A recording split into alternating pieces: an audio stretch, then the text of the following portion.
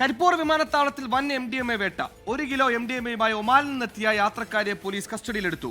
പത്തനംതിട്ട സ്വദേശി സൂര്യയാണ് വിമാനത്താവളത്തിന് പുറത്ത് വെച്ച് പോലീസ് പിടികൂടിയത്. MDMA കൈപ്പറ്റാൻ വിമാനത്താവളത്തിലെത്തിയ 3 തിരൂരങ്ങാടി സ്വദേശികളും പോലീസിന്റെ വലയിലായി.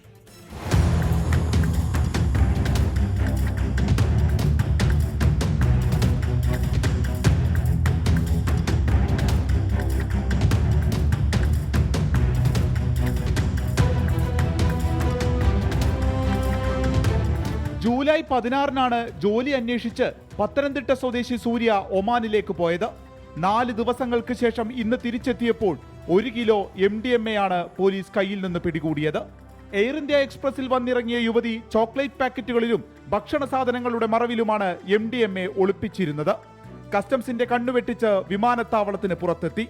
രഹസ്യവിവരം ലഭിച്ചതിന്റെ അടിസ്ഥാനത്തിൽ കരിപ്പൂർ പോലീസും ഡാൻസാഫും ചേർന്ന് പാർക്കിംഗ് ഏരിയയിൽ വെച്ച് കസ്റ്റഡിയിലെടുത്തു. ഒപ്പം സൂര്യയിൽ നിന്ന് MDMA കൈപ്പറ്റാനായി എത്തിയ 3 തിരൂരങ്ങാടി സ്വദേശികളെയും. അലി അക്ബർ, മുഹമ്മദ് റാഫി, ഷഫീർ CP എന്നിവരാണ് പ്രതികൾ.